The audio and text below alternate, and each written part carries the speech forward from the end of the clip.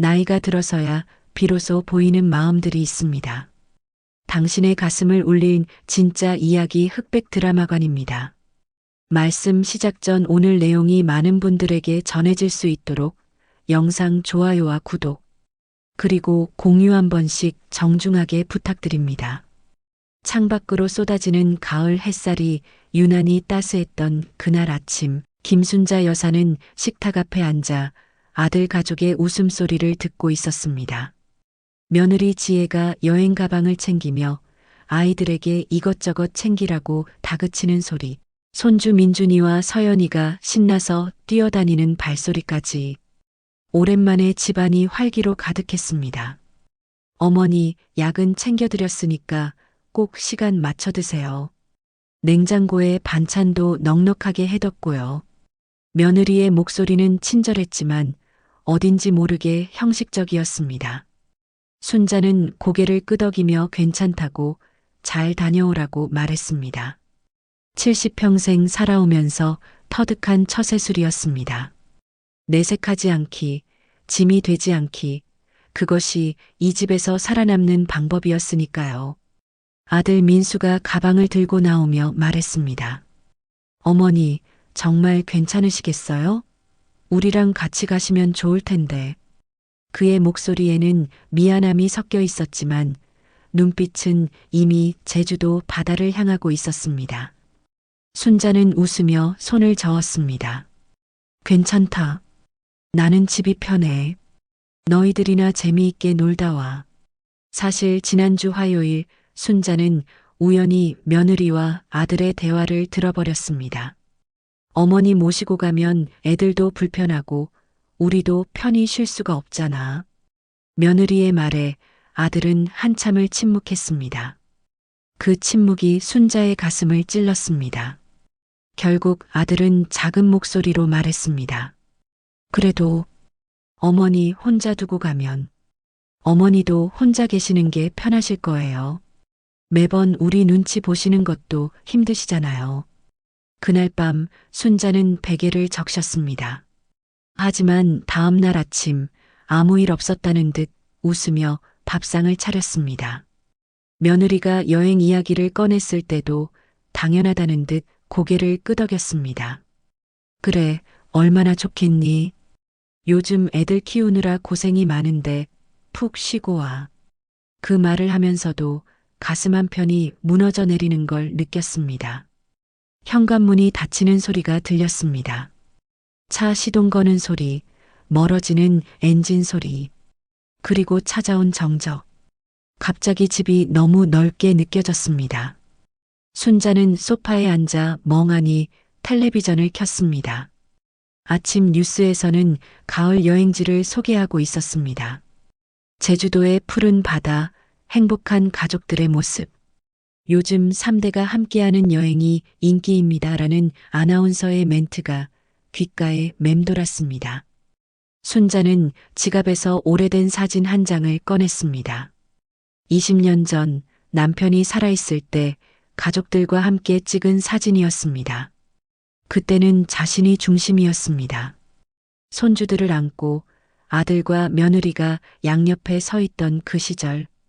언제부터 이렇게 된 걸까? 순자는 중얼거렸습니다. 남편이 떠난 후 조금씩 자신의 자리가 좁아지는 게 느껴졌습니다. 처음에는 배려라고 생각했습니다. 젊은 부부에게 공간을 주는 것이라고.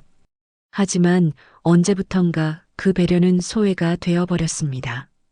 휴대폰이 울렸습니다. 아들에게서 온 문자였습니다. 어머니, 무사히 도착했어요. 잘 계세요. 짧고 간결한 문장.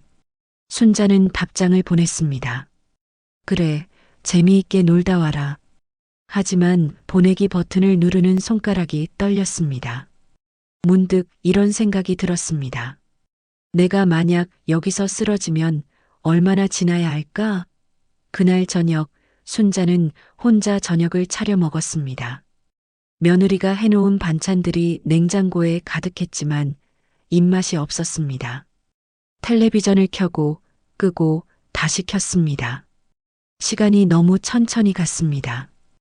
평소 같으면 손주들 씻기고 밥 먹이고 숙제 봐주느라 정신없이 보냈을 시간이었습니다. 그 정신없음이 그리웠습니다. 밤 10시 1층 편의점에서 우유라도 사올까 하고 현관문을 열었습니다.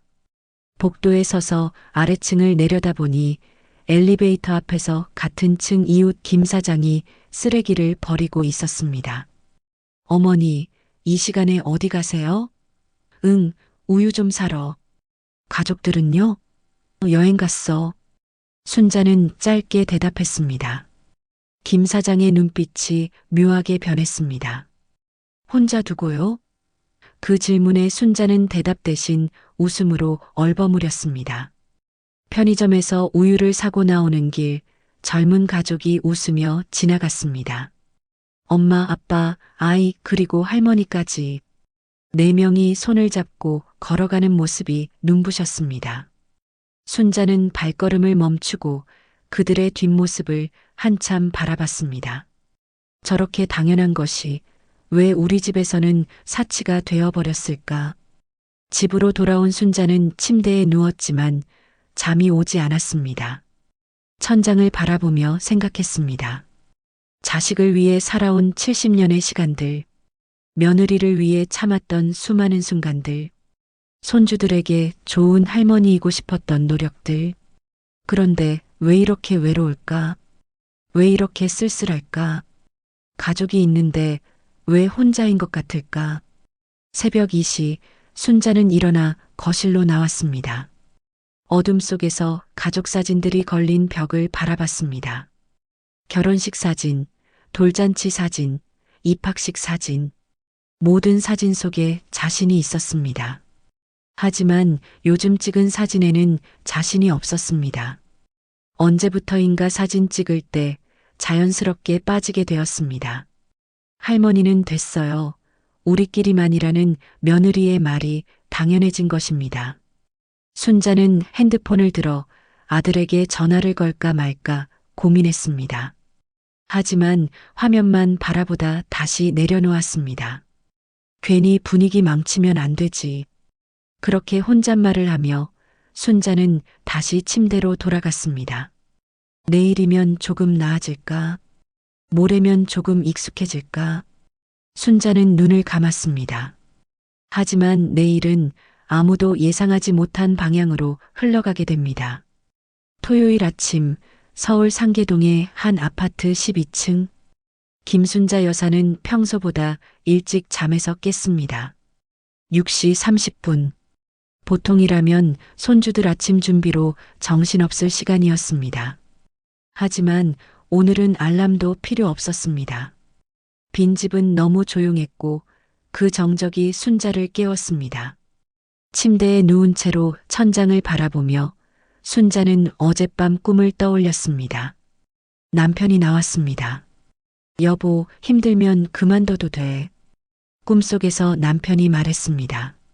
뭘 그만둬? 순자가 물었습니다. 애써 맞추는 거. 남편의 대답이 아직도 귓가에 맴돌았습니다.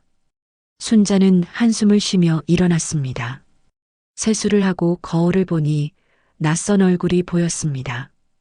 언제 이렇게 늙었을까? 주름살 가득한 얼굴, 힘없이 내려앉은 눈꺼풀. 이제 정말 늙었구나. 순자는 중얼거렸습니다. 65이라는 나이가 실감났습니다.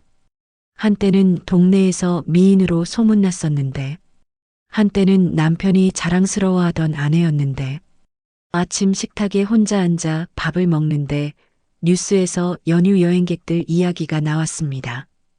이번 추석 연휴, 제주도 방문객이 역대 최대를 기록했습니다. 특히 3대가 함께하는 가족여행이 큰 인기를 끌고 있는데요. 아나운서의 밝은 목소리가 거실에 울렸습니다. 순자는 젓가락을 내려놓았습니다. 밥이 목으로 넘어가지 않았습니다. 핸드폰을 확인했습니다. 아들에게서 아무 연락이 없었습니다. 어제 도착했다는 문자 이후로 감감무소식이었습니다. 그래, 재미있게 놀고 있겠지. 순자는 스스로를 위로했습니다. 하지만 가슴 한편이 답답했습니다. 옛날에는 여행만 가면 수시로 전화했었는데, 어머니, 잘 계세요? 어머니, 밥은 드셨어요? 그랬었는데, 오전 10시 초인종이 울렸습니다.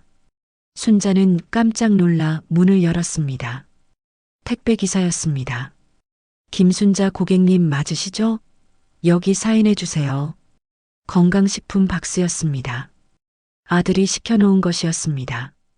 순자는 무거운 박스를 들고 들어왔습니다. 박스를 열어보니 각종 영양제와 함께 메모지가 하나 들어 있었습니다. 어머니, 건강 챙기세요. 민수 올림. 그 메모지를 보며 순자는 울컥했습니다. 아들은 이런 식으로만 효도했습니다. 돈으로, 물건으로. 하지만 순자가 원하는 건 그게 아니었습니다. 함께 밥 먹는 것, 이야기 나누는 것, 같이 웃는 것. 그런 당연한 것들이었습니다. 순자는 메모지를 구겨 쓰레기통에 던졌습니다. 하지만 이내 다시 주워 서랍에 넣었습니다. 점심때가 되었습니다. 냉장고에서 며느리가 해놓은 반찬을 꺼내 밥을 차렸습니다. 김치, 나물, 생선구이. 정성스럽게 준비한 반찬들이었습니다. 며느리 지혜도 나름 신경 쓴 것이었습니다.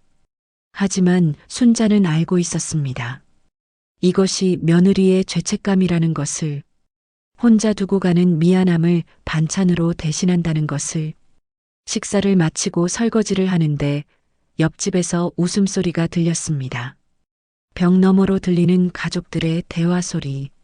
할머니, 이거 맛있어요. 그래, 우리 손주 많이 먹어. 순자는 수세미를 쥔 손에 힘을 주었습니다. 부럽지 않다고, 괜찮다고 스스로에게 말했지만 눈물이 났습니다. 오후 2시 순자는 거실 소파에 앉아 가족 앨범을 꺼냈습니다. 아들이 어렸을 때 사진들이 가득했습니다. 100일 사진, 돌 사진, 입학식 사진. 모든 사진 속에서 아들은 웃고 있었고 자신은 아들을 안고 있었습니다. 그때는 내가 이 아이의 전부였는데. 순자는 중얼거렸습니다. 사진을 넘기다가 며느리와 아들의 결혼식 사진에서 멈췄습니다. 10년 전 봄날. 순자는 그날을 기억했습니다. 며느리 지혜를 처음 봤을 때 묘한 감정이 들었습니다. 이제 아들을 나눠 가져야 한다는 것. 하지만 순자는 웃으며 지혜를 받아들였습니다. 잘 부탁해요, 우리 아들. 그때 지혜도 밝게 웃으며 대답했습니다. 어머니, 잘할게요. 처음 몇 년은 괜찮았습니다. 지혜도 순자를 존중했고 순자도 며느리를 배려했습니다. 하지만 손주들이 태어나면서 조금씩 균열이 생겼습니다. 육아 방식의 차이, 생활 습관의 차이, 세대 간의 간극. 순자는 최대한 참았습니다. 며느리 비위를 맞췄습니다. 하지만 어느 순간부터 집에서의 자신의 위치가 애매해졌습니다. 오후 4시 핸드폰이 울렸습니다. 아들이었습니다. 순자는 서둘러 전화를 받았습니다. 여보세요? 어머니, 잘 계세요? 응, 그래. 밥은 드셨어요? 먹었지. 짧은 대화였습니다. 아들의 목소리 너머로 아이들 웃음소리가 들렸습니다. 바다 파도 소리도 들렸습니다. 어머니, 우리 내일 저녁에 들어갈게요. 그때까지 잘 계세요. 그래, 조심해서 와. 전화가 끊겼습니다. 순자는 핸드폰을 내려놓고 창밖을 바라봤습니다. 아파트 단지 안놀이터에서 아이들이 뛰어놀고 있었습니다. 할아버지, 할머니들이 벤치에 앉아 손주들을 지켜보고 있었습니다. 평범한 주말 오후 풍경. 하지만 순자에게는 너무 멀게만 느껴졌습니다. 저녁 6시 순자는 1층 슈퍼에 장을 보러 갔습니다. 슈퍼 주인 박 사장이 반갑게 인사했습니다.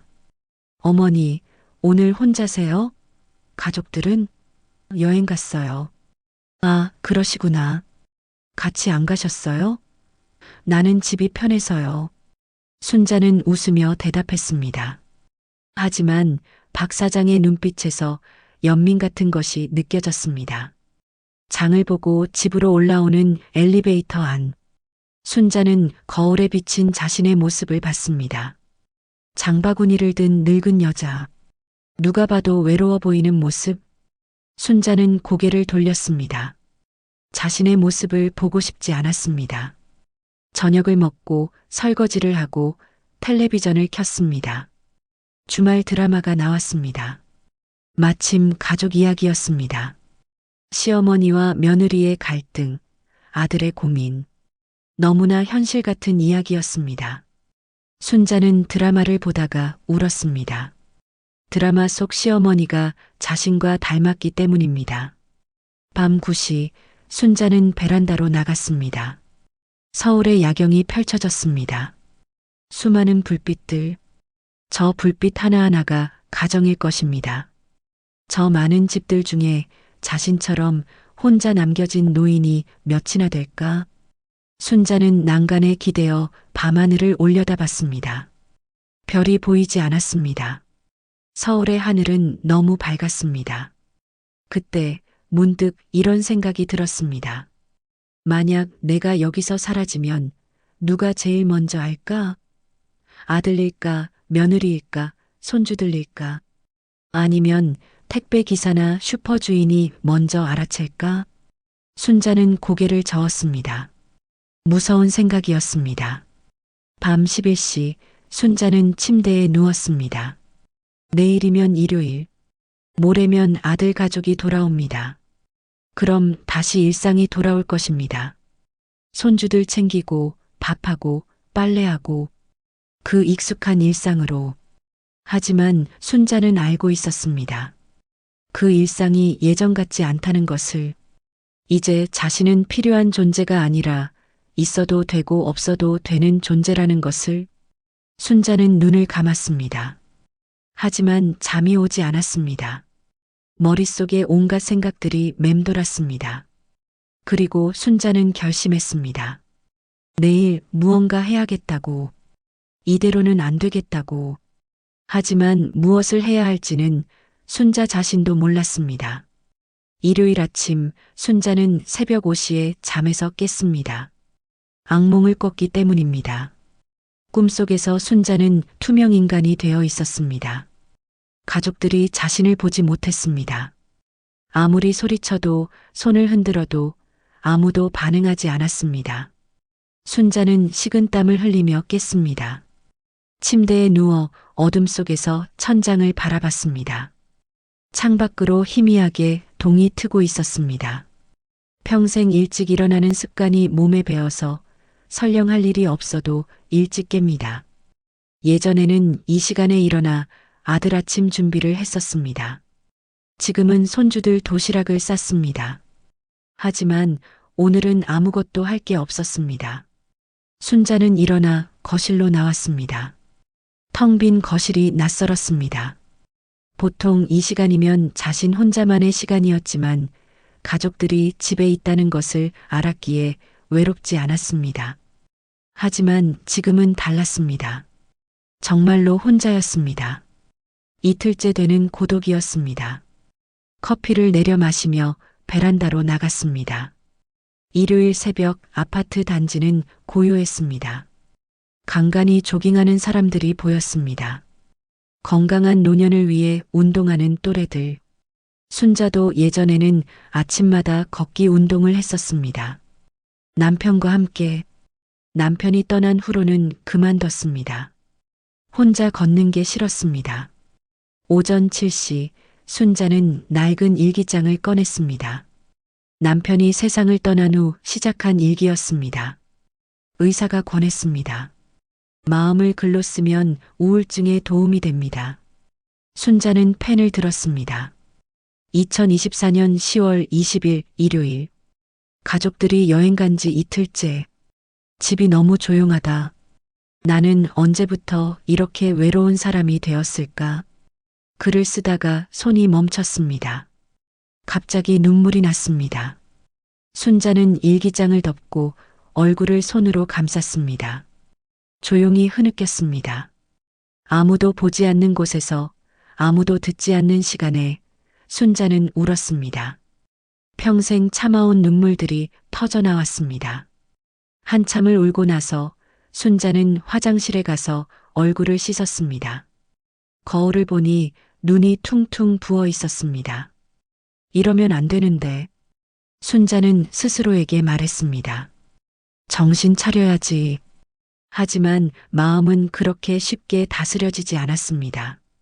오전 9시 순자는 오래된 상자를 꺼냈습니다. 남편의 유품이 담긴 상자였습니다.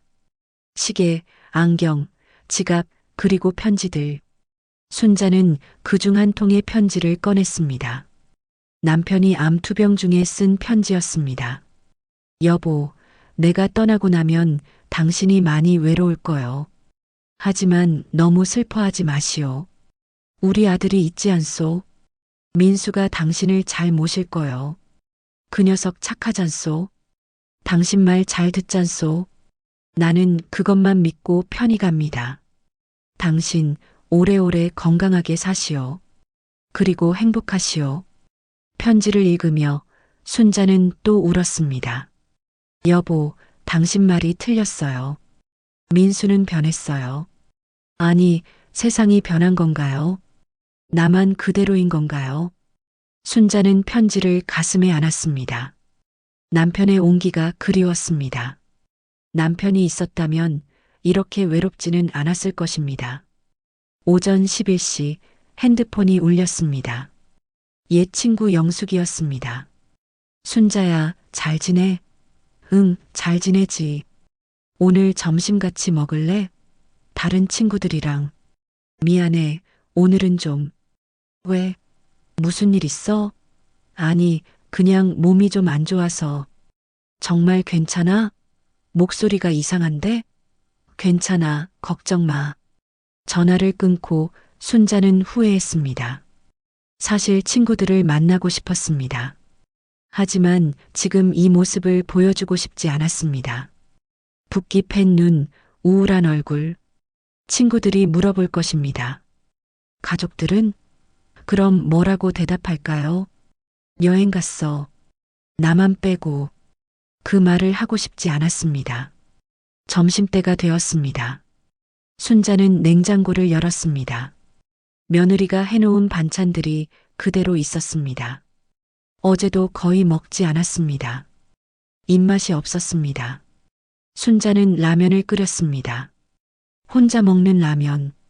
김치만 조금 넣어서 후루룩 소리내며 먹는 라면이 유일한 위로였습니다. 식사 후 순자는 거실 소파에 누웠습니다. 텔레비전을 켰습니다. 일요일 예능 프로그램이 나왔습니다. 가족들이 함께 게임하며 웃는 모습. 순자는 채널을 돌렸습니다.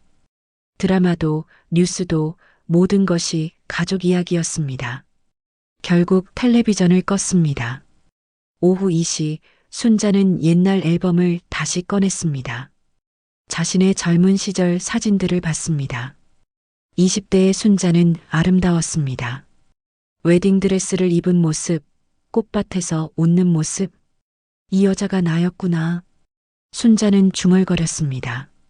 언제 이렇게 늙었을까? 언제 이렇게 초라해졌을까? 다음 페이지에는 아들을 처음 안았을 때 사진이 있었습니다. 30년 전 산부인과 병실에서 찍은 사진. 갓 태어난 민수를 안고 환하게 웃고 있는 순자. 그때는 세상을 다 가진 기분이었습니다. 이 아이를 위해서라면 뭐든 할 수 있어. 그렇게 다짐했었습니다. 그리고 그 다짐대로 살았습니다. 아들을 위해 모든 것을 바쳤습니다. 좋은 학교 보내려고 일했습니다. 과외시키려고 아껴 썼습니다. 결혼 자금 마련하려고 저축했습니다. 손주들 돌보려고 건강 챙겼습니다. 순자의 인생은 온통 아들을 위한 것이었습니다. 그런데 이게 뭐지? 순자는 앨범을 덮으며 말했습니다. 내 인생은 뭐였지? 나는 누구를 위해 산 거지? 갑자기 모든 게 허무했습니다. 70년을 살았는데 정작 자신을 위한 시간은 없었습니다. 항상 누군가를 위해서, 남편을 위해서, 아들을 위해서, 손주를 위해서. 오후 4시 순자는 베란다로 나가 담배를 피웠습니다. 30년 만에 피우는 담배였습니다. 남편이 떠난 후 끊었던 담배. 서랍 깊숙이 숨겨뒀던 담배. 연기를 들이마시니 머리가 어지러웠습니다. 하지만 묘하게 마음이 진정되었습니다. 저 멀리 제주도 방향을 바라봤습니다. 지금쯤 아들 가족은 뭘 하고 있을까? 바다에서 놀고 있을까? 맛있는 거 먹고 있을까? 사진 찍고 있을까? 자신 없이도 잘 놀고 있을까? 순자는 담배를 한 모금 더 빨았습니다. 그때 아래층에서 웃음소리가 들렸습니다. 가족들이 모여서 고기를 굽는 소리.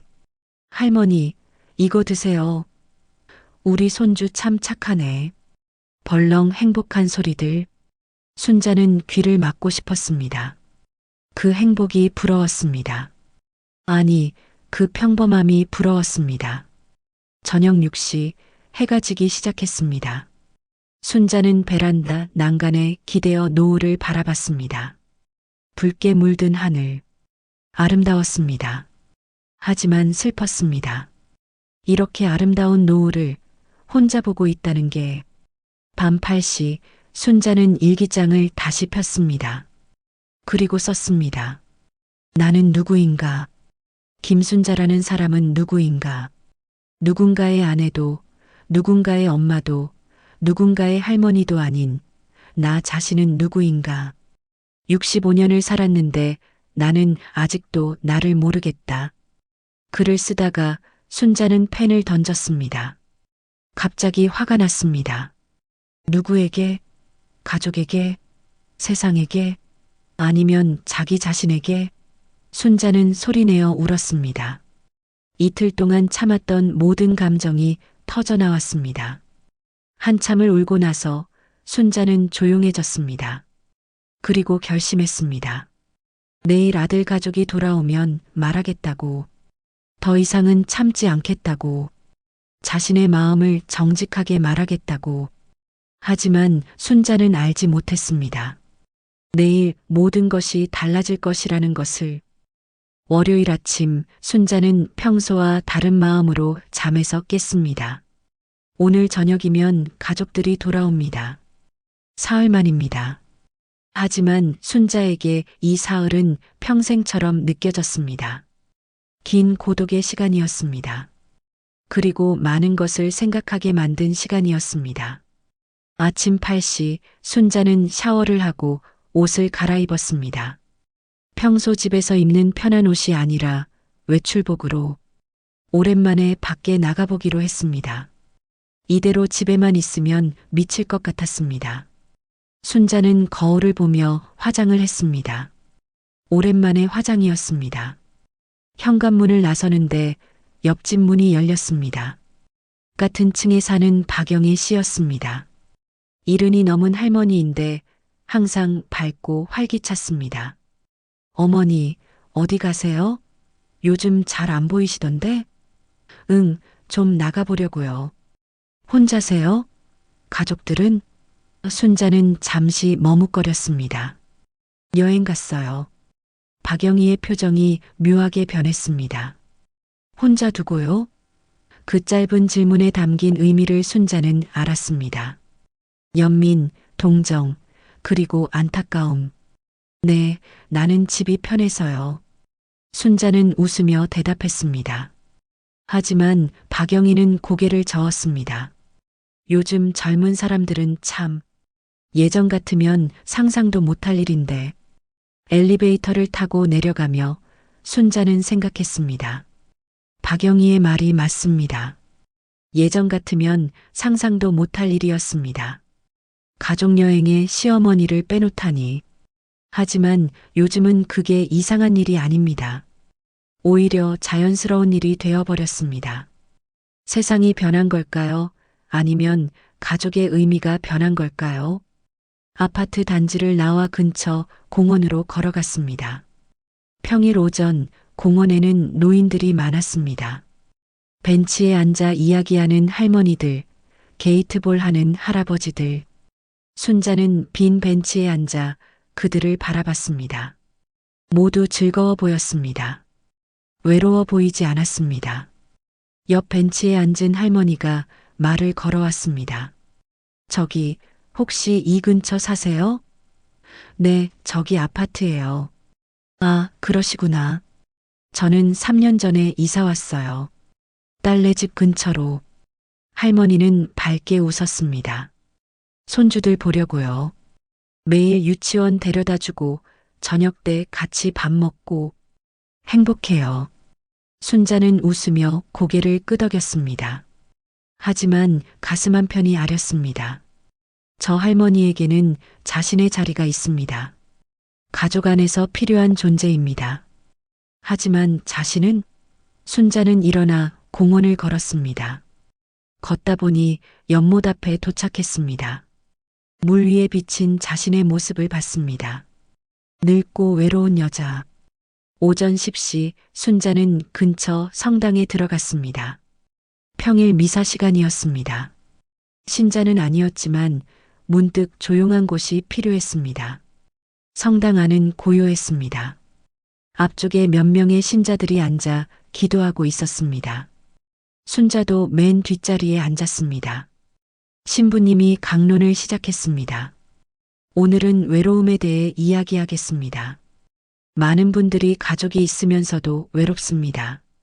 물리적으로 함께 있어도 마음이 함께하지 않으면 외로움은 더 깊어집니다. 순자는 귀를 기울였습니다.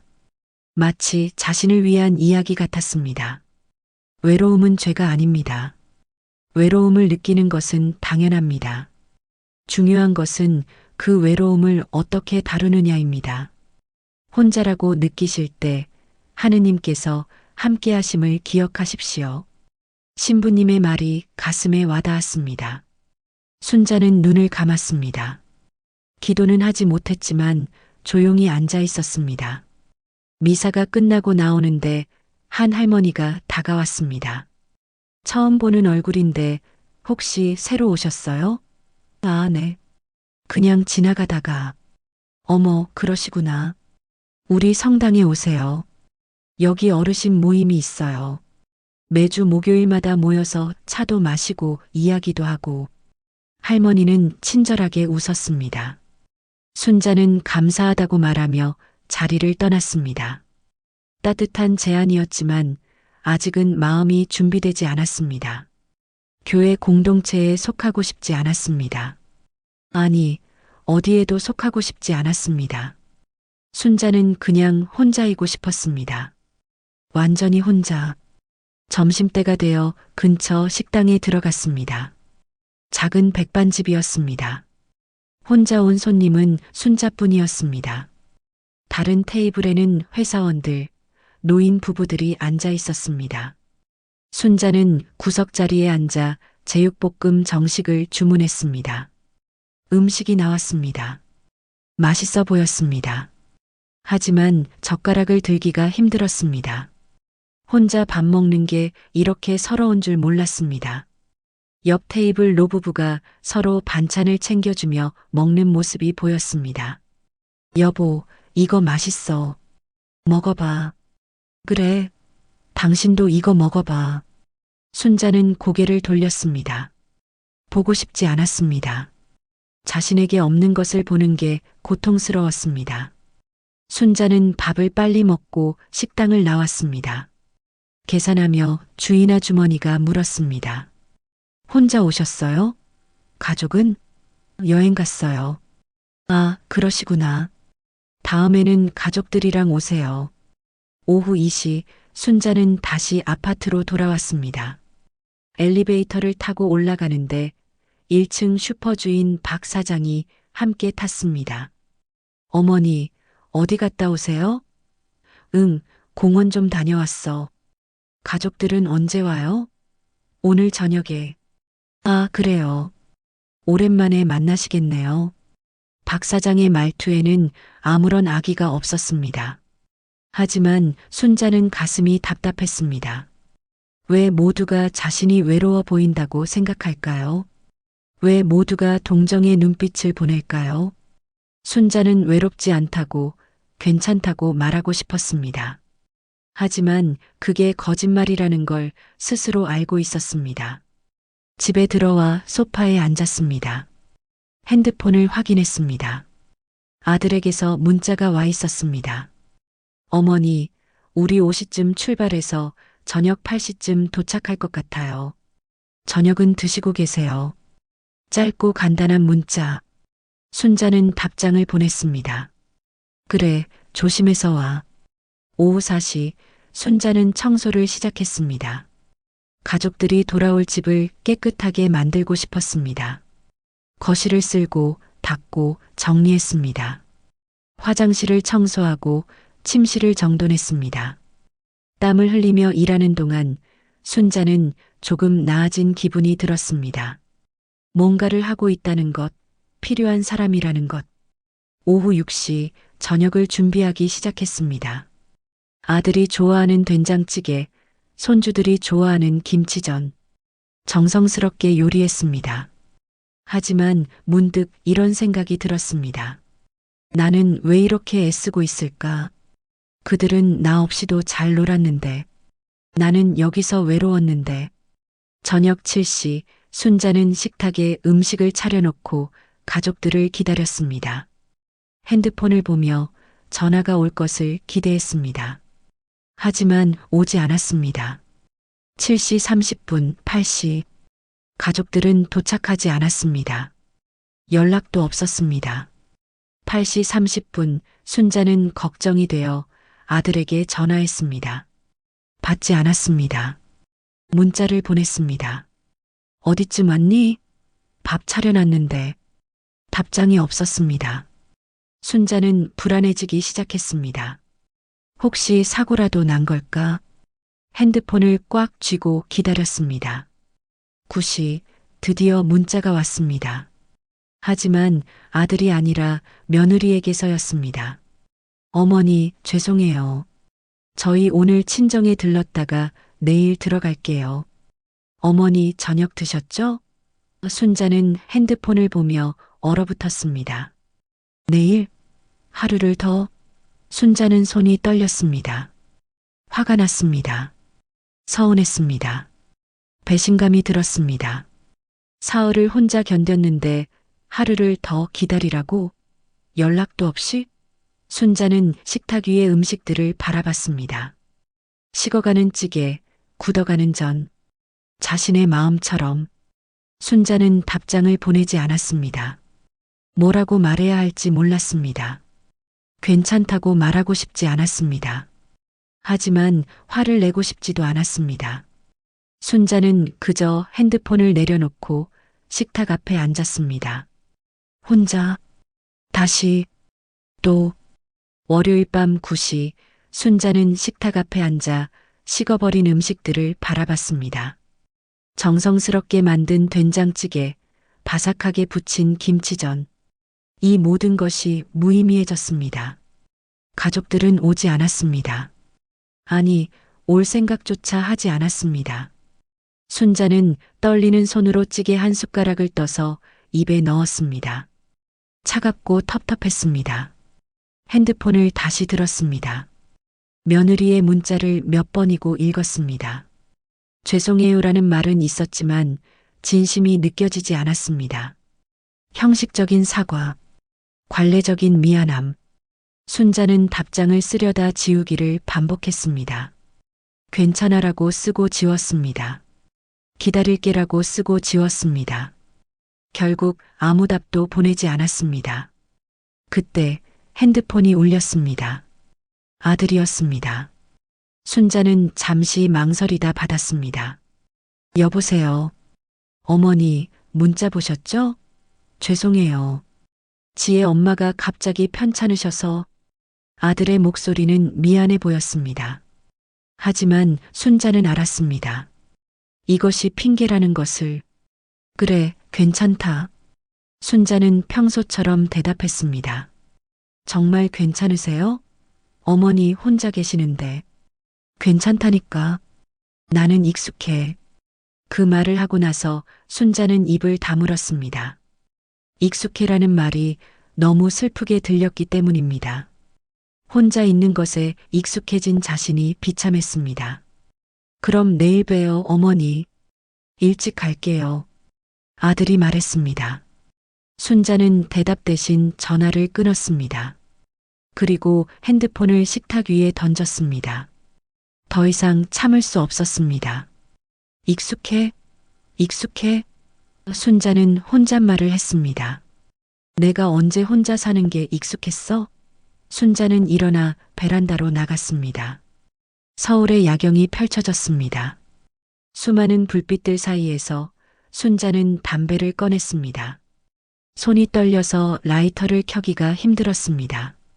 몇 번 시도 끝에 불을 붙였습니다. 연기를 깊이 들이마셨습니다. 그때 문득 이런 생각이 들었습니다. 내가 만약 여기서 뛰어내리면 그들은 뭐라고 할까? 무서운 생각이었습니다. 하지만 머릿속을 떠나지 않았습니다. 후회할까? 아니면 불편해할까? 순자는 난간에 손을 얹었습니다. 12층. 높았습니다. 하지만 순자는 뛰어내리지 않았습니다. 무서워서가 아니었습니다. 화가 나서였습니다. 왜 내가 죽어야 해? 잘못한 게 뭐야? 순자는 담배를 난간 밖으로 던졌습니다. 빨간 불씨가 어둠 속으로 떨어져 갔습니다. 마치 자신의 마음처럼. 밤 10시 순자는 거실로 돌아왔습니다. 텔레비전을 켰습니다. 뉴스가 나오고 있었습니다. 요즘 독거노인 문제가 심각합니다. 특히 가족이 있음에도 불구하고 혼자 지내는 노인들이 늘고 있는데요. 리포터의 목소리가 들렸습니다. 순자는 귀를 기울였습니다. 화면에는 한 할머니가 나왔습니다. 혼자 사는 80대 할머니였습니다. 자식들이 있지만 일주일에 한 번도 연락이 안 와요. 명절에나 보죠. 할머니의 목소리가 떨렸습니다. 순자는 그 할머니를 보며 울었습니다. 자신의 미래 같았기 때문입니다. 뉴스는 계속되었습니다. 전문가들은 이것을 가족 내 고립이라고 부릅니다. 물리적으로는 함께 살지만 정서적으로는 완전히 분리된 상태를 말하는데요. 심리학자가 나와서 설명했습니다. 이런 고립은 완전한 독거보다 더 위험할 수 있습니다. 외로움을 인정하지 못하고 참기 때문입니다. 순자는 텔레비전을 껐습니다. 더 이상 보고 싶지 않았습니다. 자신의 이야기를 보는 것 같아서 고통스러웠습니다. 순자는 소파에 누워 천장을 바라봤습니다. 가족 내 고립. 그 말이 계속 머릿속을 맴돌았습니다. 밤 11시 순자는 일기장을 꺼냈습니다. 펜을 들고 썼습니다. 오늘 나는 깨달았다. 내가 이 집에서 투명 인간이라는 것을, 있어도 되고 없어도 되는 존재라는 것을, 가족들은 나 없이도 행복하다는 것을. 그런데 나는 그들 없이 살 수 있을까? 글을 쓰다가 멈췄습니다. 대답할 수 없는 질문이었습니다. 순자는 펜을 내려놓고 옛날 사진첩을 꺼냈습니다. 아들이 어렸을 때 사진을 봤습니다. 유치원 운동회 사진. 순자와 아들이 손을 잡고 달리기를 하고 있었습니다. 둘 다 환하게 웃고 있었습니다. 그때는 내가 필요했었는데. 순자는 사진을 쓰다듬었습니다. 그때는 엄마 하면서 쫓아다녔는데. 초등학교 입학식 사진. 순자가 아들의 손을 잡고 서 있었습니다. 아들은 새 교복을 입고 자랑스러워했습니다. 그때는 내가 세상이었는데. 사진을 넘기다가 결혼식 사진에서 멈췄습니다. 아들과 며느리가 행복하게 웃고 있었고 순자는 옆에서 축복하고 있었습니다. 이때부터였나? 순자는 중얼거렸습니다. 이때부터 내 자리가 좁아진 거? 하지만 순자는 고개를 저었습니다. 아니었습니다. 결혼은 당연한 것이었습니다. 문제는 그 이후였습니다. 조금씩 천천히 순자의 영역이 줄어들었습니다. 처음에는 부엌이었습니다. 어머니, 제가 할게요. 편히 쉬세요. 며느리의 배려라고 생각했습니다. 다음은 육아였습니다. 어머니, 요즘은 이렇게 안 해요. 제가 알아서 할게요.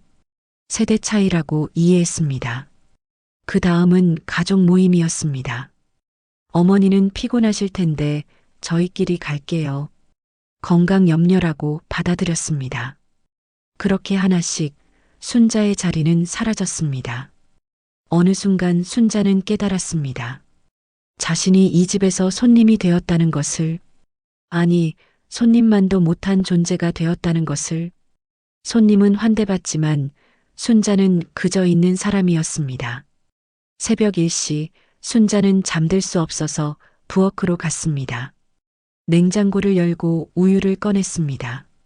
따뜻하게 데워 마시려고 냄비에 부었습니다. 우유가 부글부글 끓어오르는 것을 보며 순자는 눈물을 흘렸습니다. 끓어오르는 우유처럼 자신의 감정도 끓어올랐습니다. 이제 어떻게 해야 하지? 순자는 혼잣말을 했습니다. 계속 이렇게 살아야 하나? 아니면, 그 아니면이 무엇인지 순자는 몰랐습니다. 하지만 뭔가를 해야 한다는 것은 알았습니다. 이대로는 안 된다는 것을. 우유를 마시고 다시 침실로 돌아왔습니다. 침대에 누웠지만 잠이 오지 않았습니다. 머릿속으로 온갖 시나리오가 지나갔습니다. 내일 아들 가족이 돌아오면 뭐라고 말할까? 화를 낼까? 울까? 아니면 그냥 웃으며 받아들일까? 새벽 3시 순자는 결심했습니다. 말하기로 했습니다. 자신의 진짜 마음을. 더 이상 참지 않기로. 더 이상 착한 어머니, 착한 시어머니, 착한 할머니 노릇하지 않기로. 진짜 김순자로 살기로. 하지만 순자는 몰랐습니다. 내일 아침 모든 것이 예상치 못한 방향으로 흘러갈 것이라는 것을. 순자의 결심은 실행되지 못할 것이라는 것을. 대신 훨씬 더 큰 일이 일어날 것이라는 것을. 새벽 4시 순자는 겨우 잠들었습니다. 꿈을 꿨습니다. 꿈속에서 순자는 혼자 기차를 타고 있었습니다. 기차는 계속 달렸지만 목적지가 없었습니다. 창밖으로는 끝없는 어둠만 펼쳐져 있었습니다. 순자는 내리고 싶었지만 내릴 수 없었습니다. 그렇게 순자는 꿈속에서도 혼자였습니다. 아침 6시 알람 소리에 순자는 깼습니다. 화요일 아침이었습니다. 오늘 저녁이면 가족들이 돌아올 것입니다. 순자는 일어나 세수를 했습니다. 거울을 보니 눈이 퉁퉁 부어 있었습니다. 밤새 운 흔적이었습니다. 순자는 찬물로 얼굴을 씻었습니다. 하지만 부기는 가라앉지 않았습니다. 아침 7시 순자는 아침 뉴스를 켰습니다. 평범한 화요일 아침의 뉴스였습니다. 정치, 경제, 사회. 그런데 그날 저녁 이 뉴스에 순자의 이야기가 나올 줄은 아무도 몰랐습니다. 화요일 아침 7시 30분 순자는 커피를 마시며 창밖을 바라봤습니다. 평범한 아침이었습니다. 사람들은 출근 준비를 하고 아이들은 등교 준비를 하고 세상은 어제와 똑같이 돌아가고 있었습니다. 하지만 순자의 내면은 폭풍이 몰아치고 있었습니다. 핸드폰을 들어 아들에게 문자를 보냈습니다. 몇 시쯤 올 거니? 답장이 왔습니다. 어머니, 우리 저녁 6시쯤 갈게요. 길이 좀 막힐 것 같아요. 순자는 한숨을 쉬었습니다. 6시, 아직 10시간이나 남았습니다. 긴 하루가 될 것 같았습니다. 오전 9시 초인종이 울렸습니다. 순자는 깜짝 놀라 문을 열었습니다. 아파트 관리실 직원이었습니다. 201호 김순자님 맞으시죠? 네, 그런데요. 혹시 어제 베란다에서 담배 피우셨어요? 아래층에서 민원이 들어왔는데요. 순자는 얼굴이 붉어졌습니다. 아, 죄송합니다. 다시는 안 그럴게요. 문을 닫고 순자는 부끄러웠습니다. 70평생 이런 민원을 받아본 적이 없었습니다. 항상 모범적으로 살았습니다. 다른 사람에게 피해주지 않으려고 조심했습니다. 하지만 어제 순자는 자제력을 잃었습니다. 담배를 피웠고 난간 밖으로 던졌습니다. 오전 10시 순자는 다시 베란다로 나갔습니다. 하지만 이번에는 담배를 피우지 않았습니다. 그저 서울 하늘을 바라봤습니다. 회색빛 하늘, 미세먼지가 자욱했습니다. 답답하네. 순자는 중얼거렸습니다. 하늘도 답답하고 가슴도 답답했습니다. 그때 핸드폰이 울렸습니다. 친구 영숙이었습니다. 순자야, 어제 전화했을 때 목소리 이상하던데 무슨 일 있어? 순자는 잠시 망설였습니다. 말할까 말까? 응, 별일 아니야. 정말? 나한테는 말해도 되잖아. 우리 40년 친구인데. 40년 친구. 맞았습니다. 영숙과 순자는 젊었을 때부터 친구였습니다. 결혼하고 아이 낳고 함께 늙어왔습니다. 사실은 순자는 입을 열었습니다. 가족들이 여행 갔는데 나만 빼고 갔어. 전화기 너머로 잠시 침묵이 흘렀습니다. 뭐라고? 너만 빼고? 영숙의 목소리가 높아졌습니다. 말도 안 돼. 어떻게 그럴 수가 있어? 그냥 나는 집이 편하다고 했어. 순자야, 그게 무슨 소리야? 내가 정말 집이 편해서 안 간 거야, 아니면? 영숙은 말을 멈췄습니다. 순자는 대답하지 못했습니다. 영숙이 다시 말했습니다. 순자야, 너 지금 혼자 있는 거야? 응. 지금 당장 나와. 내가 너 데리러 갈게. 아니야, 괜찮아. 괜찮긴 뭐가 괜찮아. 나 30분 후에 아파트 앞에 있을게. 나와. 영숙은 일방적으로 전화를 끊었습니다. 30분 후 순자는 아파트 현관 앞에 서 있었습니다. 영숙의 차가 도착했습니다. 영숙은 차에서 내려 순자를 와락 안았습니다. 미안해, 내가 몰랐어. 영숙의 품에서 순자는 울음을 터뜨렸습니다. 며칠 동안 참았던 눈물이 쏟아졌습니다. 영숙은 순자를 데리고 근처 카페로 갔습니다. 조용한 구석 자리에 앉아 순자는 모든 이야기를 했습니다. 여행에서 제외된 것, 사흘 동안의 고독, 어제 연기된 귀가, 그리고 자신이 느낀 모든 감정들을 영숙은 순자의 손을 잡으며 들었습니다. 때로는 분노하고 때로는 눈물을 흘리며 순자야, 이건 아니야. 이건 정말 아니야. 영숙이 말했습니다. 너는 너무 착하게 살았어. 너무 참았어. 이제는 말해야 해. 내 마음을. 하지만 순자가 말했습니다. 내가 말하면 집안 분위기가 안 좋아질까봐. 며느리랑 아들이 싸울까봐. 손주들이 불편해할까봐. 영숙은 고개를 저었습니다. 그게 문제야, 순자야. 너는 항상 다른 사람 걱정만 해. 너 자신은?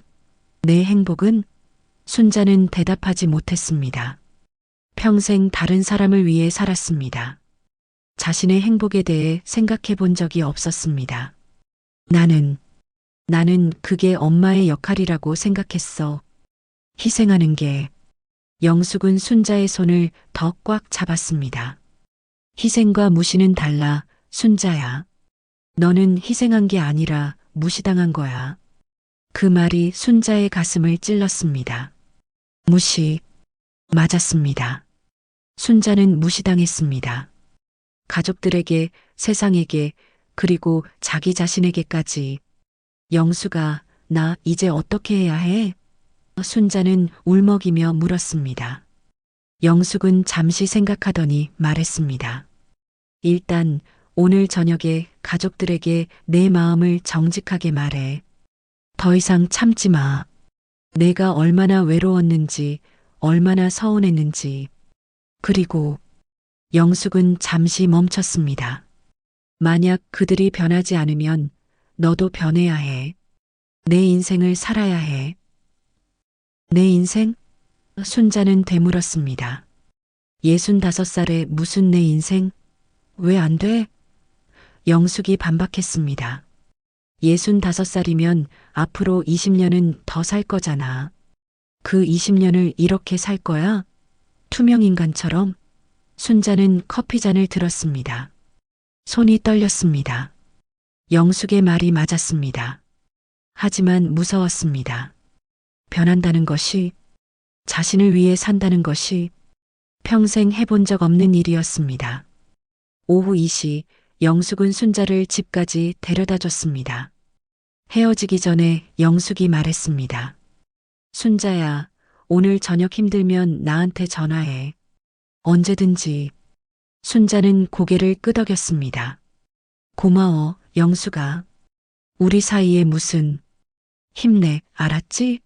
집에 돌아온 순자는 소파에 앉았습니다. 영숙과의 대화가 머릿속을 맴돌았습니다. 내 인생을 살아야 해. 그 말이 계속 울렸습니다. 순자는 거울을 봤습니다. 65세의 여자. 늙었지만 아직 살아있는 여자. 오후 4시 순자는 결심을 굳혔습니다. 오늘 저녁 가족들이 돌아오면 말하기로, 자신의 진짜 마음을 더 이상 참지 않기로. 순자는 메모지에 말하고 싶은 것들을 적었습니다. 나는 외로웠다. 나는 서운했다. 나는 사랑받고 싶다. 하지만 메모지를 보며 순자는 울었습니다. 이런 당연한 말조차 하기 어려운 자신이 불쌍했습니다. 사랑받고 싶다는 말을 왜 용기를 내서 해야 할까요? 가족인데. 순자는 메모지를 구겨버렸습니다. 오후 5시 순자는 저녁 준비를 시작했습니다. 하지만 평소와 달랐습니다. 정성을 들이지 않았습니다. 간단하게만 준비했습니다. 라면, 김치, 계란. 더 이상 애쓰고 싶지 않았습니다. 자신을 위해 요리하듯 그렇게 준비했습니다. 오후 5시 30분 핸드폰이 울렸습니다. 아들이었습니다. 어머니, 우리 거의 다 왔어요. 30분 후에 도착할 것 같아요. 그래. 순자는 짧게 대답했습니다. 어머니, 괜찮으세요? 목소리가 이상한데. 괜찮다. 조심해서 와. 순자는 전화를 끊었습니다. 30분. 가족을 만나기까지 30분. 순자는 심장이 두근거렸습니다. 긴장됐습니다. 무서웠습니다. 하지만 동시에 각오가 섰습니다. 오늘은 말하기로, 진짜 김순자로 살기로. 오후 6시 현관문이 열리는 소리가 들렸습니다. 어머니 왔어요. 아들의 목소리가 들렸습니다. 손주들이 뛰어들어왔습니다. 할머니, 며느리도 들어왔습니다. 어머니, 잘 계셨어요? 순자는 소파에 앉은 채로 그들을 바라봤습니다. 웃지 않았습니다. 일어나지도 않았습니다. 가족들은 순자의 분위기를 느꼈습니다. 어머니, 무슨 일 있으세요? 아들이 걱정스럽게 물었습니다. 순자는 입을 열었습니다. 앉아라. 할 말이 있다. 순자의 목소리는 평소와 달랐습니다. 단호했습니다. 떨리지 않았습니다. 가족들은 서로를 바라보며 앉았습니다. 긴장한 분위기가 거실에 흘렀습니다.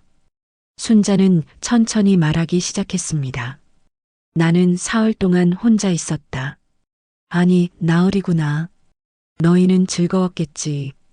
하지만 나는. 순자의 목소리가 떨리기 시작했습니다. 나는 정말 외로웠다. 하지만 그때 순자의 핸드폰이 울렸습니다. 낯선 번호였습니다. 순자는 무시하려 했지만 계속 울렸습니다. 받으세요, 어머니.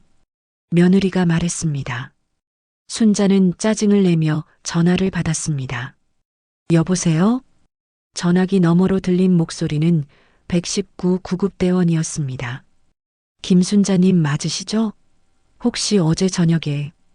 그 순간 순자의 얼굴이 창백해졌습니다.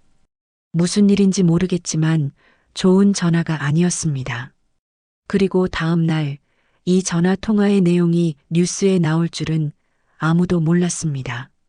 화요일 저녁 6시 15분 거실은 얼어붙은 듯 조용했습니다. 순자는 핸드폰을 귀에 댄 채 얼굴이 하얗게 변해 있었습니다. 가족들은 순자의 표정을 보며 불안해하기 시작했습니다. 어머니, 무슨 일이에요? 아들이 물었습니다. 하지만 순자는 대답하지 못했습니다. 전화기 너머로 119 구급대원의 목소리가 계속 들렸습니다. 김순자님, 어제 저녁 9시경에 저희가 출동했었는데요. 혹시 기억나시나요? 순자는 혼란스러웠습니다. 무슨 말씀이세요? 저는 집에 있었는데요. 네, 맞습니다. 댁으로 출동했었습니다. 순자는 기억을 더듬었습니다. 어제 저녁 9시 가족들이 오지 않는다는 연락을 받고 베란다에서 담배를 피우던 시간. 그리고 순자는 문득 기억났습니다. 잠깐 어지러웠던 것, 난간에 기대었던 것. 하지만 금방 괜찮아졌고 잊어버렸습니다. 아래층 주민이 신고하셨습니다. 12층 베란다에 할머니가 위태롭게 서 계셔서 걱정된다고 구급대원이 설명했습니다. 저희가 문을 두드렸는데 응답이 없으셔서 관리실 마스터키로 들어갔습니다. 다행히 집 안에 계셨고 괜찮으셨지만 순자는 기억이 났습니다. 어젯밤 늦게 누군가 문을 두드린 것. 하지만 순자는 대답하지 않았습니다. 누구인지 확인하기도 싫었고 사람을 만나고 싶지 않았습니다. 그래서 조용히 침실에 있었습니다. 그것이 이렇게 큰일이 될 줄은 몰랐습니다. 저희는 혼자 계신 어르신에 대한 보고서를 작성해야 합니다. 구급대원이 말했습니다. 그리고 이 내용이 복지센터에 전달됩니다. 댁은 독거노인으로 분류될 수 있는 상황입니다. 잠깐만요. 저는 독거노인이 아닙니다. 가족이 있어요. 순자는 당황해서 말했습니다. 네, 알고 있습니다. 하지만 신고 당시 혼자 계셨고 위험한 상황으로 판단됐습니다. 내일 복지사가 방문할 예정입니다. 구급대원은 정중하지만 단호했습니다. 순자는 뭐라고 대답해야 할지 몰랐습니다. 네, 알겠습니다. 전화는 끊겼습니다. 순자는 핸드폰을 내려놓고 가족들을 바라봤습니다. 아들, 며느리, 손주들 모두 걱정스러운 얼굴로 순자를 보고 있었습니다. 어머니, 무슨 일이에요? 119가 왜 전화했어요? 아들이 다급하게 물었습니다. 순자는 천천히 설명했습니다. 어제 베란다에 있었던 것, 아래층 신고, 119 출동.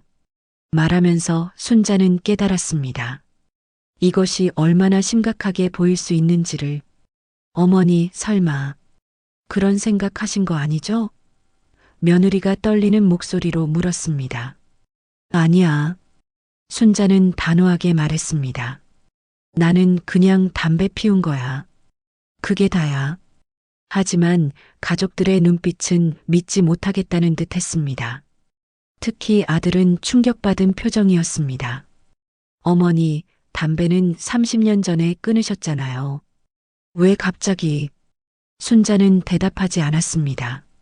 무슨 말을 해야 할까요? 너무 외로워서? 너무 화가 나서? 그런 말을 하면 가족들이 이해할까요? 오히려 더 걱정만 시킬 것 같았습니다. 순자는 그저 고개를 저었습니다. 그날 밤 가족들은 순자를 조심스럽게 대했습니다. 마치 깨질까봐 걱정하는 도자기를 다루듯 저녁 식사 때도 계속 순자를 쳐다봤습니다. 어머니, 괜찮으세요? 뭐 필요한 거 없으세요? 어디 아픈 데는 없으세요? 순자는 지쳤습니다. 이런 관심이 원했던 게 아니었습니다. 동정이 아니라 사랑이 필요했습니다.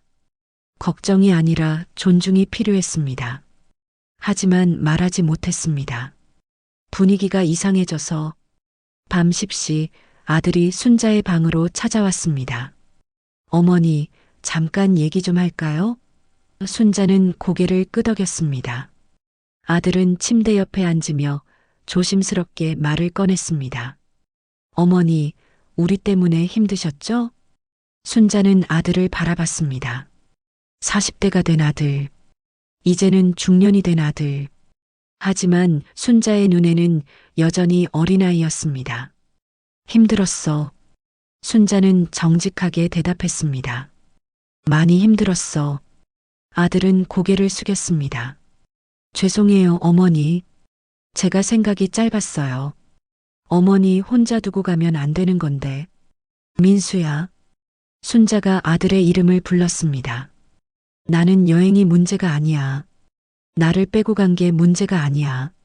그럼 뭐가 문제예요? 아들이 물었습니다. 순자는 깊게 숨을 쉬었습니다. 이제 말해야 할 시간이었습니다. 나는 이 집에서 투명 인간이 된 것 같아. 있어도 되고 없어도 되는 사람. 너희는 나 없이도 잘 놀았잖아. 나는 여기서 외로웠는데. 아들은 아무 말도 하지 못했습니다.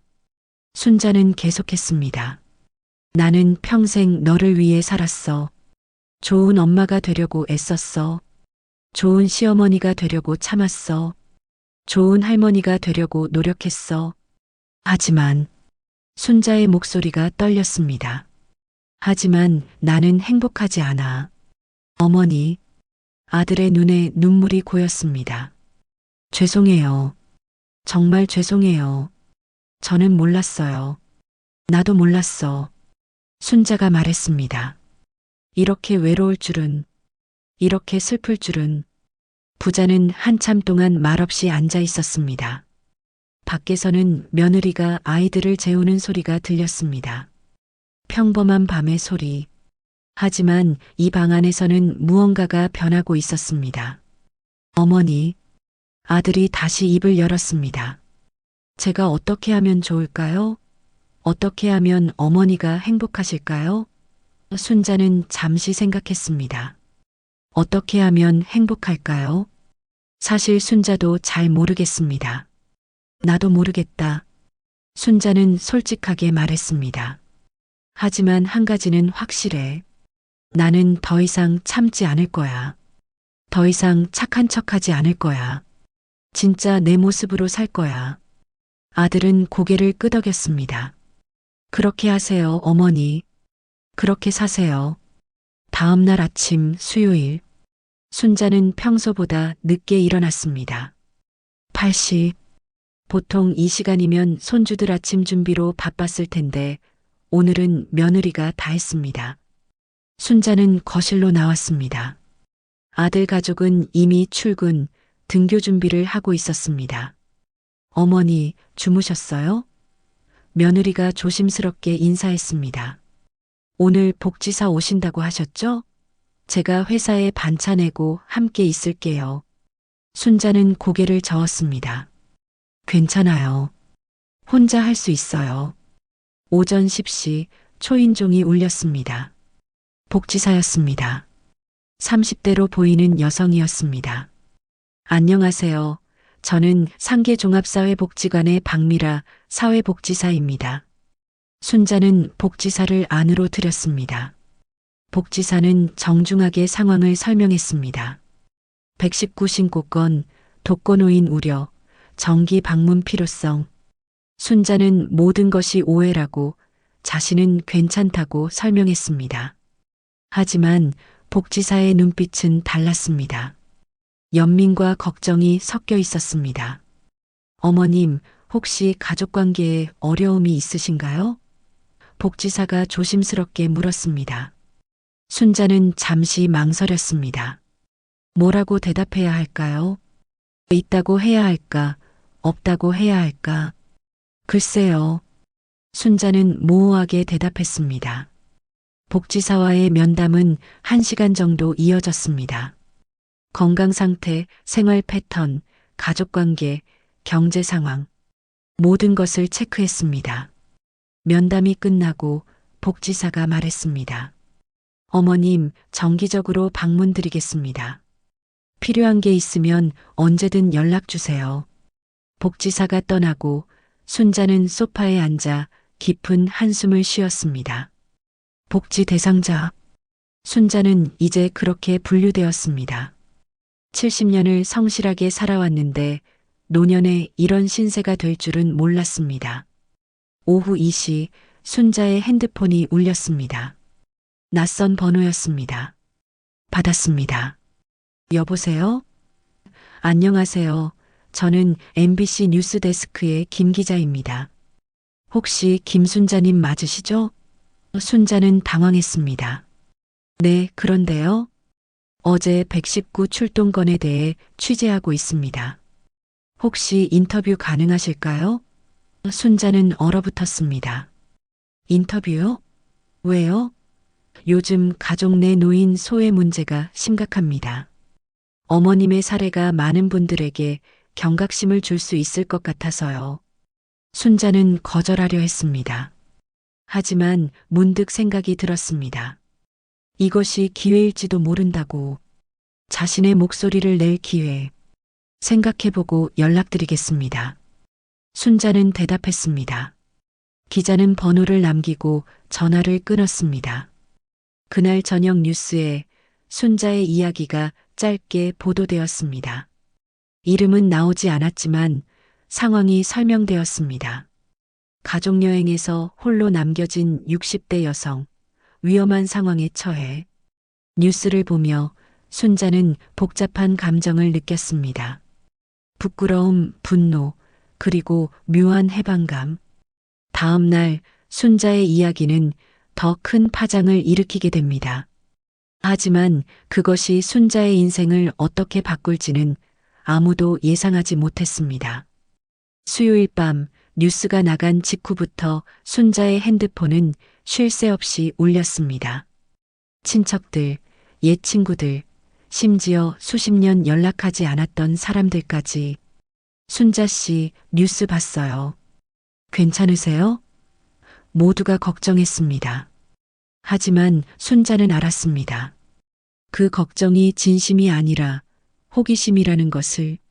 아들은 회사에서 급히 돌아왔습니다. 얼굴이 창백했습니다. 어머니, 이게 무슨 일이에요? 회사 사람들이 다 봤어요. 제 어머니 아니냐고 물어봤어요. 아들의 목소리에는 당황함과 함께 어딘가 원망하는 기색도 있었습니다. 순자는 아들을 바라봤습니다. 내가 뭘 잘못했니? 잘못했다는 게 아니라. 아들은 말을 흐렸습니다. 이렇게까지 해야 했나요? 뉴스에까지 나와서. 나는 인터뷰하지 않았어. 그냥 사실만 보도된 거야. 며느리가 끼어들었습니다. 어머니, 이제 동네 사람들이 다 알겠어요. 우리가 어머니를 어떻게 대했는지. 그 말에는 비난의 뉘앙스가 있었습니다. 마치 순자가 가족의 명예를 더럽혔다는 듯. 순자는 차갑게 웃었습니다. 그게 문제니? 남들이 아는 게. 정작 나는 외로워 죽을 것 같았는데 너희는 체면만 걱정하는구나. 거실에 침묵이 흘렀습니다. 순자의 목소리는 평소와 달랐습니다. 단호하고 날카로웠습니다.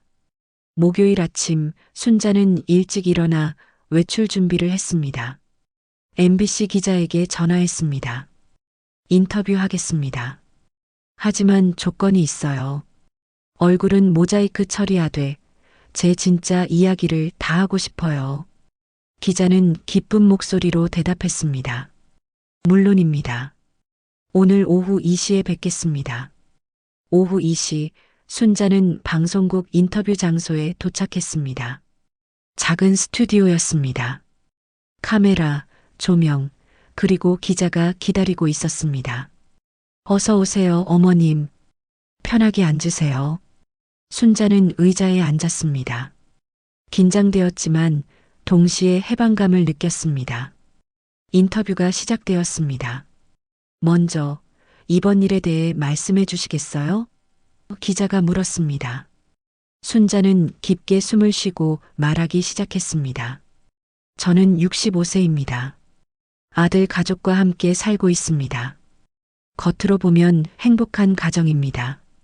하지만 순자는 모든 것을 이야기했습니다. 가족여행에서 제외된 것, 사흘간의 고독, 투명인간 같은 느낌, 그리고 자신이 느낀 모든 외로움. 말하는 동안 눈물이 났습니다. 하지만 참지 않았습니다. 순자는 정직하게 울었습니다. 가장 힘든 건 뭐였나요? 기자가 물었습니다. 순자는 잠시 생각했습니다. 무시당한다는 느낌이요. 내가 평생 희생했는데 이제는 필요 없는 사람이 된 것 같았어요. 가족이 있는데도 혼자인 것 같았어요. 아드님 가족에게 하고 싶은 말씀이 있으신가요? 순자는 카메라를 보며 말했습니다.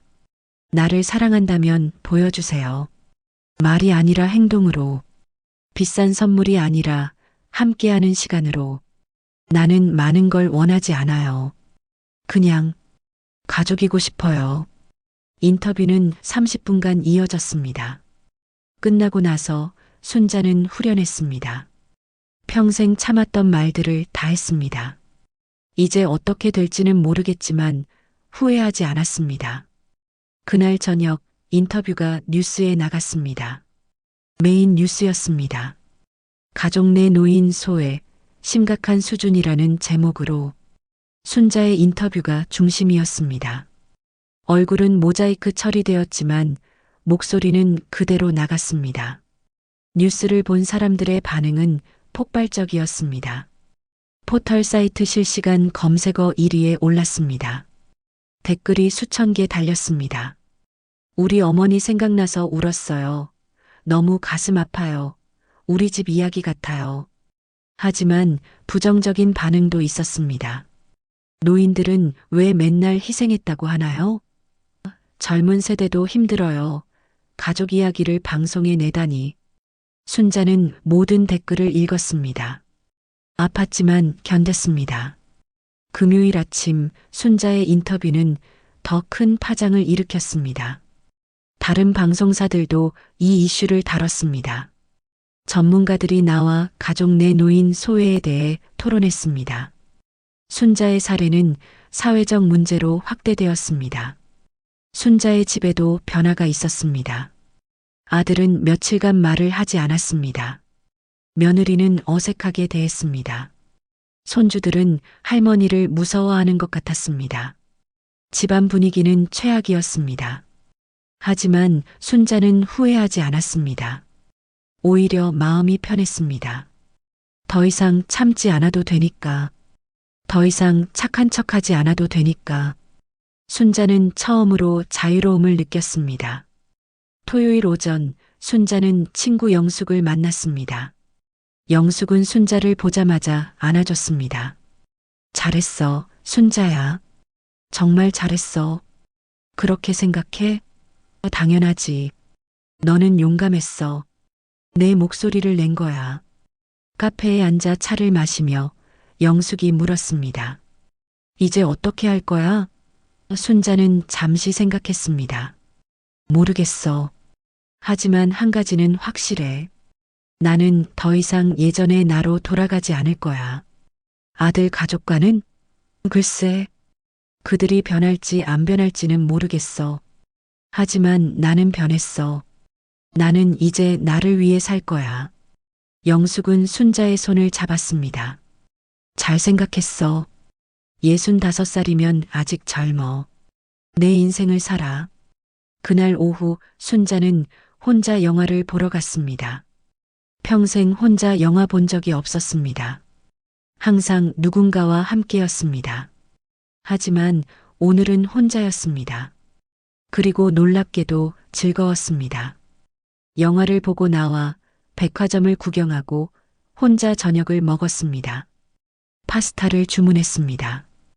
평생 먹고 싶었지만 가족들이 안 좋아해서 먹지 못했던 음식. 오늘은 먹었습니다. 맛있었습니다. 집으로 돌아오는 길, 순자는 가벼운 마음으로 걸었습니다. 무언가가 변했습니다. 세상이 달라 보였습니다. 아니, 자신이 달라진 것이었습니다. 순자는 더 이상 투명 인간이 아니었습니다. 현관문을 열고 들어가니 아들 가족이 거실에 모여 있었습니다. 진지한 표정들이었습니다. 어머니, 앉으세요. 얘기 좀 해요. 아들이 말했습니다. 순자는 소파에 앉았습니다. 무슨 이야기가 나올지 몰랐지만 두렵지 않았습니다. 어머니, 아들이 입을 열었습니다. 저희가 잘못했어요. 정말 잘못했어요. 아들의 눈에 눈물이 고였습니다. 어머니가 얼마나 외로우셨는지, 얼마나 힘드셨는지 저는 몰랐어요. 아니, 알려고 하지 않았어요. 며느리도 고개를 숙였습니다. 어머니, 죄송해요. 저도 어머니를 배려한다고 생각했는데 사실은 무시한 거였네요. 어머니의 마음을 생각하지 않았어요. 손주들도 다가왔습니다. 할머니, 미안해요. 우리가 할머니 안 챙겨서. 민준이와 서연이의 작은 목소리가 순자의 가슴을 찔렀습니다. 순자는 가족들을 바라봤습니다. 진심이 느껴졌습니다. 하지만 순자는 알았습니다. 사과만으로는 부족하다는 것을. 고마워. 순자는 말했습니다. 하지만 말만으로는 안 돼. 행동으로 보여줘. 그럴게요, 어머니. 아들이 말했습니다. 이제 달라질 거예요. 약속해요. 순자는 고개를 끄덕였습니다. 믿을지 말지는 아직 모르겠습니다. 하지만 기회는 주기로 했습니다. 마지막 기회. 그날 밤 순자는 일기장에 썼습니다. 오늘 나는 새로 태어났다. 65년간의 김순자는 죽고 새로운 김순자가 태어났다. 이제 나는 나를 위해 살 것이다. 가족을 사랑하되 나를 잃지 않을 것이다. 이것이 나의 선언이다. 일요일 아침 순자는 평소와 다른 마음으로 잠에서 깼습니다. 창밖으로 쏟아지는 햇살이 따뜻했습니다. 순자는 베란다로 나가 서울 하늘을 바라봤습니다. 맑았습니다. 미세먼지 없는 청명한 하늘. 마치 순자의 마음처럼. 거실로 나오니 아들이 이미 깨어 있었습니다. 주말 아침인데도 일찍 일어난 모습이 낯설었습니다. 어머니, 주무셨어요? 커피 드릴까요? 아들이 물었습니다. 순자는 놀랐습니다. 아들이 커피를 타준 게 언제인지 기억나지 않았습니다. 그래, 고맙다. 순자는 소파에 앉았습니다. 아들이 정성스럽게 커피를 내렸습니다. 순자는 그 모습을 지켜봤습니다. 서툴렀지만 진심이 느껴졌습니다. 어머니, 아들이 커피를 건네며 말했습니다. 오늘 우리 가족 모두 함께 시간 보내면 어때요? 응? 순자는 의아해했습니다. 무슨 계획 있니? 아니요. 그냥 어머니랑 함께 있고 싶어요. 그동안 못했던 이야기도 하고 같이 밥도 먹고. 아들의 목소리가 진지했습니다. 순자는 커피를 한 모금 마셨습니다. 그래, 좋다. 오전 10시 가족들이 모두 모였습니다. 며느리가 브런치를 준비했습니다. 샌드위치, 과일, 주스. 평소 같으면 순자가 준비했을 음식들을 며느리가 했습니다. 어머니, 앉으세요. 제가 다 할게요. 며느리의 표정이 밝았습니다. 식탁에 둘러앉아 밥을 먹으며 손주들이 학교 이야기를 했습니다. 할머니, 나 이번에 수학시험 100점 맞았어. 민준이가 자랑했습니다. 우와, 정말? 우리 민준이 대단한데? 순자가 웃으며 대답했습니다. 서연이도 끼어들었습니다. 할머니, 나는 그림 대회에서 상 탔어. 이런 평범한 대화가 얼마나 소중한지 순자는 새삼 깨달았습니다. 지난 몇 년간 이런 대화가 줄어들었었습니다. 아이들은 엄마 아빠에게만 이야기했고 순자는 옆에서 듣기만 했습니다. 하지만 오늘은 달랐습니다. 아이들이 할머니를 보며 이야기했습니다. 식사 후 아들이 제안했습니다.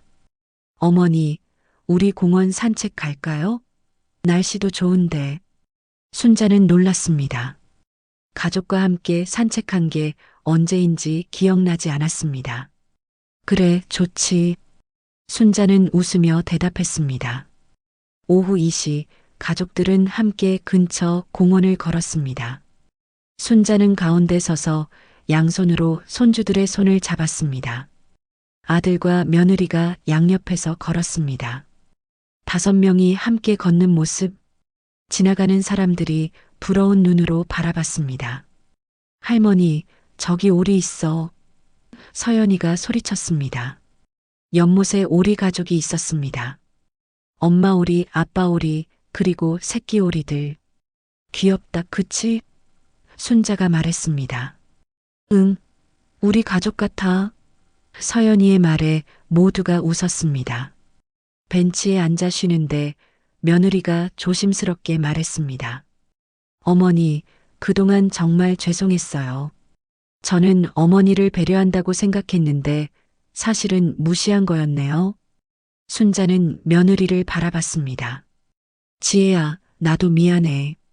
내 마음을 솔직하게 말하지 않았어. 앞으로는 말씀해 주세요. 며느리가 순자의 손을 잡았습니다. 어머니가 뭘 원하시는지, 뭐가 불편하신지, 제가 모를 수도 있으니까. 순자는 며느리의 손을 꽉 잡았습니다. 그래, 그럴게. 나도 노력할게. 해가 지기 시작했습니다. 노을이 아름다웠습니다. 가족들은 함께 노을을 바라봤습니다. 예쁘다. 순자가 중얼거렸습니다. 어머니, 아들이 말했습니다. 다음 주에 우리 다시 여행 가요. 이번엔 어머니도 함께. 순자는 아들을 보며 물었습니다. 정말? 네, 정말이에요. 어머니 없이는 안 가요. 우리는 가족이니까. 순자의 눈에 눈물이 고였습니다. 하지만 이번에는 슬픈 눈물이 아니었습니다. 기쁜 눈물이었습니다. 집으로 돌아오는 길, 순자는 가벼운 마음으로 걸었습니다. 변화가 느껴졌습니다. 완전히 변한 건 아니지만 시작은 된 것 같았습니다. 가족들이 노력하고 있었습니다. 그것만으로도 충분했습니다. 저녁 식사는 모두 함께 준비했습니다. 순자는 찌개를 끓이고 며느리는 나물을 무치고 아들은 고기를 굽고 아이들은 테이블을 세팅했습니다. 함께하는 저녁 준비.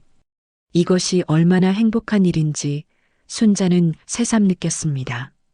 저녁을 먹으며 아들이 말했습니다. 어머니, 제가 회사에 이야기했어요. 앞으로 주말에는 가족과 시간 보내려고요. 야근도 최대한 안 하려고요. 순자는 놀랐습니다.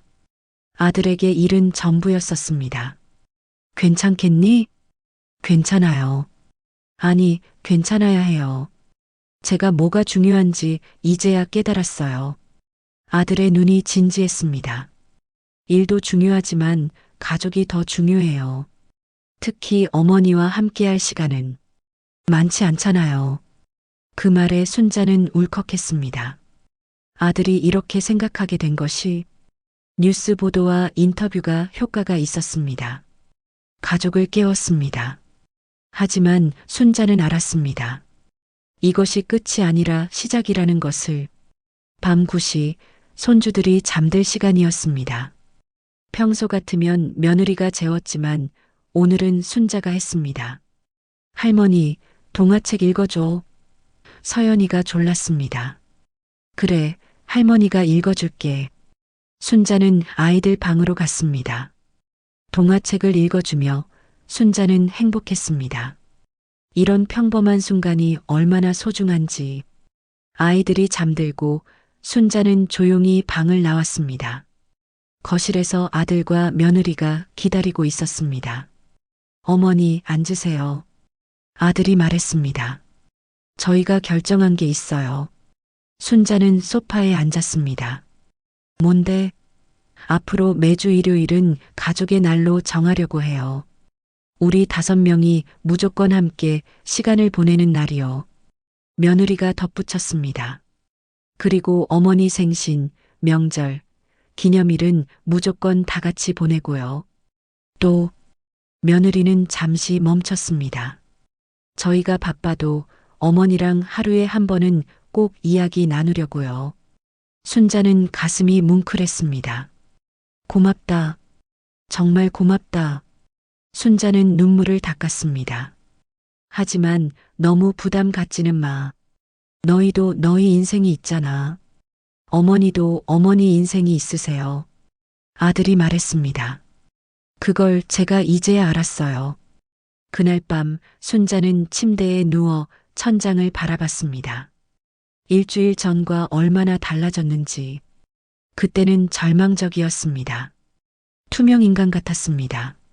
하지만 지금은 달랐습니다. 순자는 다시 보였습니다. 가족들에게 그리고 자기 자신에게. 순자는 일기장을 꺼냈습니다. 마지막 페이지에 썼습니다. 오늘 나는 깨달았다. 변화는 가능하다는 것을. 용기를 내면 세상이 달라진다는 것을. 나는 더 이상 참지 않았고 세상은 응답했다. 이것이 새로운 시작이다. 하지만 순자는 알았습니다. 이것이 해피엔딩이 아니라는 것을. 진짜 변화는 이제부터라는 것을. 가족들이 약속을 지킬지, 시간이 지나면 또 예전으로 돌아가지는 않을지. 그것은 아무도 모릅니다. 하지만 한 가지는 확실했습니다. 순자는 변했습니다. 더 이상 예전의 순자가 아니었습니다. 더 이상 참지 않을 것입니다. 더 이상 투명 인간이 되지 않을 것입니다. 순자는 이제 김순자로 살 것입니다. 진짜 김순자로. 그리고 만약 가족들이 다시 변한다면 순자에게도 계획이 있었습니다. 친구 영숙이 말한 것처럼 순자도 순자의 인생을 살 것입니다. 65세. 늦지 않았습니다. 아직 젊습니다. 순자는 웃으며 눈을 감았습니다. 내일부터 순자의 진짜 인생이 시작될 것입니다. 한 달 후 11월 중순. 서울은 이미 겨울을 향해 가고 있었습니다. 낙엽이 거리를 뒤덮고 사람들은 두꺼운 코트를 꺼내 입었습니다. 순자는 창가에 앉아 밖을 바라보며 지난 한 달을 떠올렸습니다. 변화는 천천히 하지만 확실하게 일어나고 있었습니다. 매주 일요일마다 가족들은 약속을 지켰습니다. 함께 산책하고 영화 보고 외식했습니다. 처음에는 어색했지만 점점 자연스러워졌습니다. 손주들도 할머니에게 더 많은 이야기를 했습니다. 하지만 모든 것이 완벽하지는 않았습니다. 여전히 며느리와 마찰이 있었고 아들은 때때로 일 때문에 약속을 못 지켰습니다. 순자도 가끔 예전처럼 참으려는 습관이 나왔습니다. 하지만 달랐던 것은 이제 순자가 말한다는 것이었습니다. 지혜야, 이건 좀 불편해. 민수야, 이번 주 일요일은 꼭 지켜라. 순자는 자신의 의견을 말했습니다. 처음에는 가족들이 당황했지만 점점 받아들였습니다. 순자의 목소리가 중요하다는 것을 배웠습니다. 순자에게도 변화가 있었습니다. 친구 영숙의 권유로 노인복지관의 프로그램에 참여하기 시작했습니다. 서예 교실, 노래 교실, 그리고 같은 처지의 노인들과의 모임. 순자는 새로운 친구들을 사귀었습니다. 특히 같은 아파트에 사는 박영희와 가까워졌습니다. 박영희도 비슷한 경험이 있었습니다. 나도 한때는 그랬어요. 투명인간처럼 느껴질 때. 박영희가 말했습니다. 하지만 포기하지 않으면 변해요. 천천히지만. 순자는 순자만의 시간도 갖기 시작했습니다. 매주 화요일 오후는 순자만의 시간으로 정했습니다. 영화를 보거나 미술관에 가거나 혼자 카페에 앉아 책을 읽었습니다. 처음에는 죄책감이 들었지만 점점 익숙해졌습니다. 순자가 가장 놀란 것은 자기 자신이었습니다. 65세에 이렇게 변할 수 있다니. 평생 남을 위해 살았는데 이제는 자신을 위해서도 살 수 있다니. 나도 할 수 있구나. 순자는 거울을 보며 중얼거렸습니다. 순자의 인터뷰는 여전히 영향을 미치고 있었습니다. 많은 노인들이 용기를 얻었다고 연락했습니다. 저도 말했어요. 제 마음을. 저도 이제 참지 않아요. 순자는 자신도 모르게 많은 사람들에게 희망을 준 것입니다. 복지사 박미라도 정기적으로 방문했습니다. 하지만 이제는 복지 대상자로서가 아니라 친구처럼 대했습니다. 어머님, 정말 많이 밝아지셨어요. 박미라가 말했습니다. 이제는 제가 오는 게 즐거워요. 11월 어느 일요일 가족들은 약속대로 함께 여행을 갔습니다. 제주도. 한 달 전에 갔던 바로 그곳. 하지만 이번에는 순자도 함께였습니다. 비행기를 타고 바다를 보고 맛있는 음식을 먹었습니다. 해변을 걷는데 손주들이 양옆에서 순자의 손을 잡았습니다. 할머니, 재미있어? 응, 정말 재미있다. 순자는 진심으로 대답했습니다. 바다바람이 차가웠지만 순자의 마음은 따뜻했습니다. 저녁에 숙소로 돌아와 가족 사진을 찍었습니다. 5명이 함께. 순자는 사진을 보며 웃었습니다. 이 사진 속에 자신이 있었습니다. 중심에, 당당하게, 더 이상 빠지지 않았습니다. 여행 마지막 날, 순자는 혼자 산책을 나갔습니다. 해변을 걸으며 파도 소리를 들었습니다.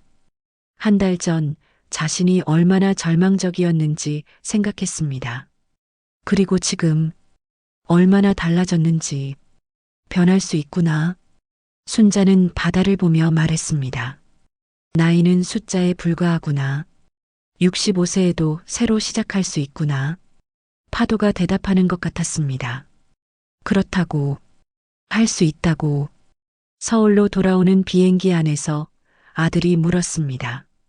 어머니, 행복하세요? 순자는 창밖을 보며 대답했습니다. 응, 행복해. 오랜만에. 아들은 순자의 손을 잡았습니다. 앞으로도 계속 행복하게 해드릴게요. 순자는 아들의 손을 꽉 잡았습니다. 고맙다. 하지만 내 행복은 내가 지킬게. 너희가 만들어주는 게 아니라 내가 만드는 거야. 아들은 놀란 표정이었지만 이내 웃었습니다. 그렇네요. 어머니 멋있으세요. 집에 도착한 날 밤 순자는 마지막 일기를 썼습니다. 오늘로 이 일기장을 끝낸다. 새로운 일기장을 시작할 것이다. 과거의 나는 여기 남겨두고 새로운 나는 앞으로 나아갈 것이다. 나는 김순자다. 65세. 한 남자의 아내였고 한 아이의 엄마였고 2 아이의 할머니다. 하지만 그 전에 나는 나 자신이다. 김순자라는 한 명의 인간이다. 나는 더 이상 투명하지 않다. 나는 보인다. 나 자신에게, 가족에게, 그리고 세상에게. 나는 존재한다.